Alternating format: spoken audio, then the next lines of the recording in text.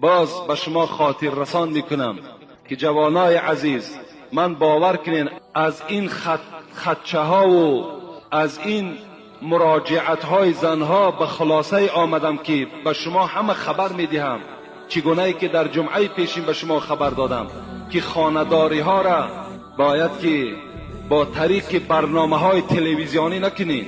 خانه‌داری هاتون مثل خانه‌داری های غربی ها نکنین، اینا حرام هستند. شما تقلیدی به مردم غرب نکنید.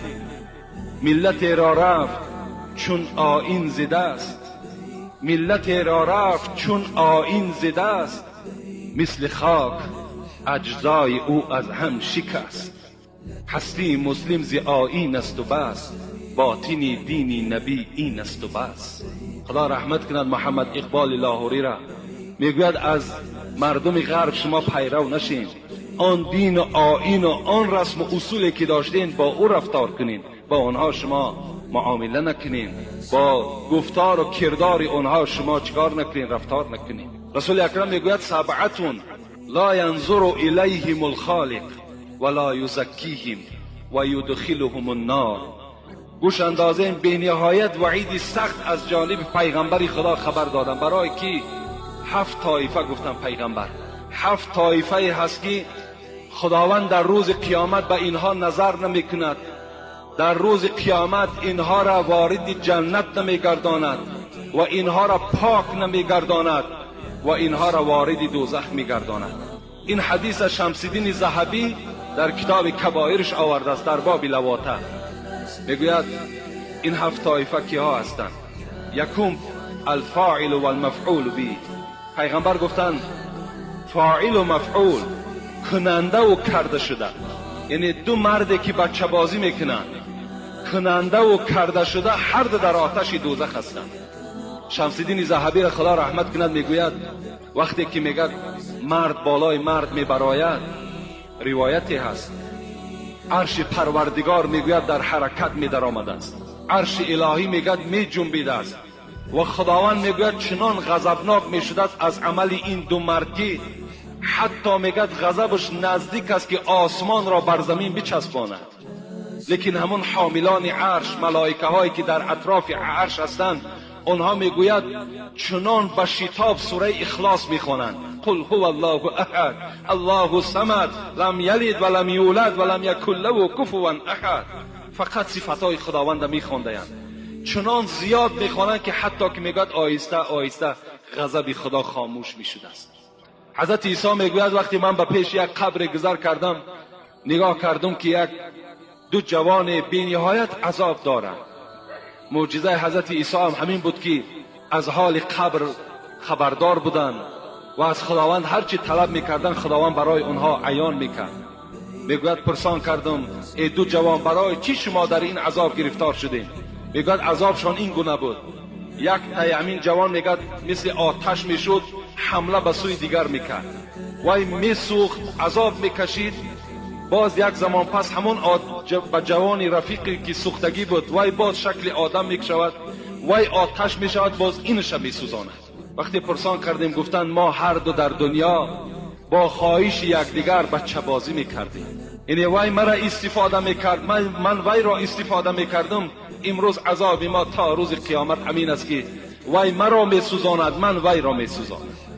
چه یک عمل زشتی هست. امروز همین عمل زشتی که پیغمبر خدا 1000 و قریب 500 سال پیش یاد کرده است، امروز در بین مردم ما و شما وجود دارد. اگر شما آگاه باشین، در ماه می بود وقتی در حکومت مجلس شد، از لیلی کوتل 2 آدم آورده محکم کردن، یک تاش بچه 5 ساله، یک تاش بچه 19 ساله. هم لیلی کوتل ما و شما، همون کودکه که رسیده است وای با بچه امکش بوده است، همون کودک 5 ساله را رسیدن که وای کودک دیگر بیچاره هیچ جای آبادش نمانده است. لیکن حکومت باز غمخوار همین بدبخت کرده است، 8 سال وای از حقوق آزادی محروم کرده است. اسلام چی میگوید؟ اسلام میگوید بچه باز کشتن در کار. با 3 راه فقهای ما و شما گفتن، صاحبان مذهب، یکی گفتن با شمشیر کشتن در کار، دیگری گفتن نه، هر اینها را به آتش سوزاندن در کار در دنیا. حضرت امام ابو حنیفه صاحب مذهب ما و شما گفتن اینها را از بلندی پرتافتن در کار. چقدر جای بلند میابین از بلندی میپرتاینشان. این است گفتن جزای اینها. اینم از کجا آمد؟ همین بچه بازی هم از مردم غرب آمد. من باوری دارم که همه شما تلویزیون نگاه میکنین، یک هفته هم نگذشته است در پارلمان اسپانیا قبول شد که بچه را نکاح کنه درست است. امروز 5000 نفر مردها در شهر اسپانیا یکدیگر را در نکاح خود در آوردند. 5000 نفر. باز رئیس همون جمهورش خرسندی دارد که من از روزی که رئیس جمهور شدم چی یک اقدام نیکی را در بین ملت مهوی کردم کشادم. چیکار کرده است؟ دو مرد را اجازت داده است که یکدیگر را در نکاح یکدیگر درآورند. این قبلا در نیدرلند هم بود، در ایتالیا هم بود، در بلژیم هم بود، لیکن امروز اسپانیا باید قبول کرد. آزاد، مرحمت. ما و شما باید که به نعمت اسلام شکرانه کنیم. همه این افعال بد و کردار بد و شوم برای ما و شما اسلام آگاه کرده است. این نعمت خیلی قیمتی است که خداوند برای ما و شما نصیب گردانده است. حتی در همین زیرکی هم همدانیده هم یک جوان از یک آدمی که بیچاره عقلش نمیرسید به همون رسیده بود، هم نزدیکی داشتگی است. اون بیچاره عقل نداشته است، لیکن 7 سال از این جوان کننده باز کلانسال بوده است. این معامله ها الحال در بین مردم ما و شما وجود دارد. اسلام ببینید میگوید که اگر ما خلا رجل بامرأتین الا کان ثالثهما الشیطان، اگر وقتی مرد با یک زن بیگانه در یک خانه می نشینند یقین دارند که سیوم اونها شیطان می شود. یعنی چی زن همسایه باشد، چی همسینفش باشد، چی خیشش باشد، وقتی در یک خانه که تنها نشستند حتمی در وسواس شیطان گرفتار می شوند و اونها دست به زنا می زنند. اسلام میگوید جوانی که اگر زیبا باشد، بیریش باشد، ویم حکم زن را دارد، باید با وی در یک جانه نشینید.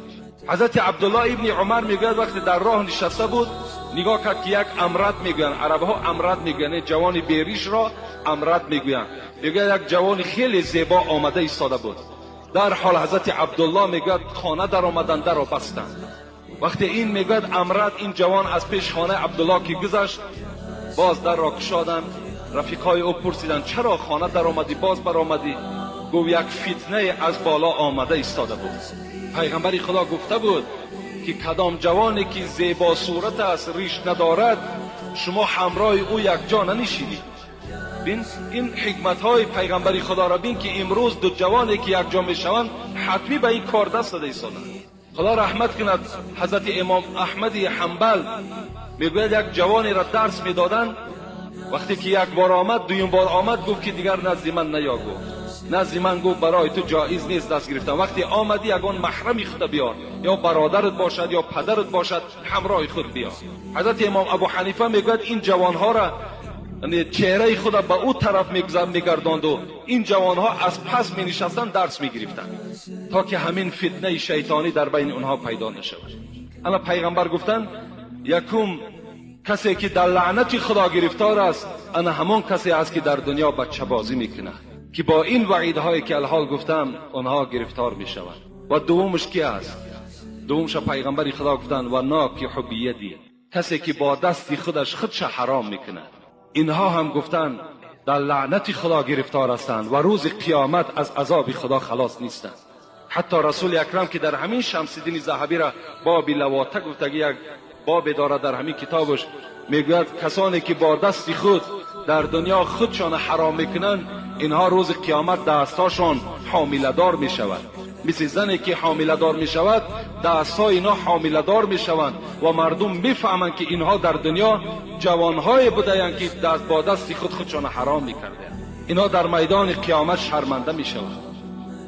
رسول اکرم میگوید کدام جوانی که یا معشر الشباب من استطاع منکم باءة فلیتزوج، کدام ای جوانی که کدام قدرت دارین، پیغمبر گفتند شما زن گیرید، فانه احسن للبصر اغض للبصر و احسن للفجر، زیرا که ناموس شما را، این زنداری شما، چشم شما را، ناموس شما را محافظت میکنه.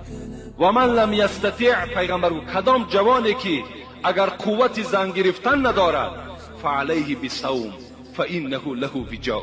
این بخاری روایت کرده است. پیغمبر گفتند که مادام جوانی که قوت زن گرفتن ندارد با دست خودش را حرام نکنه، بلکه وی روزه گیرد. گفتن پیغمبر زیرا روزه گفتن وی را شهوتش را میشکند، شهوتش را نابود میکند. این است توصیه پیغمبری خدا برای ما و شما.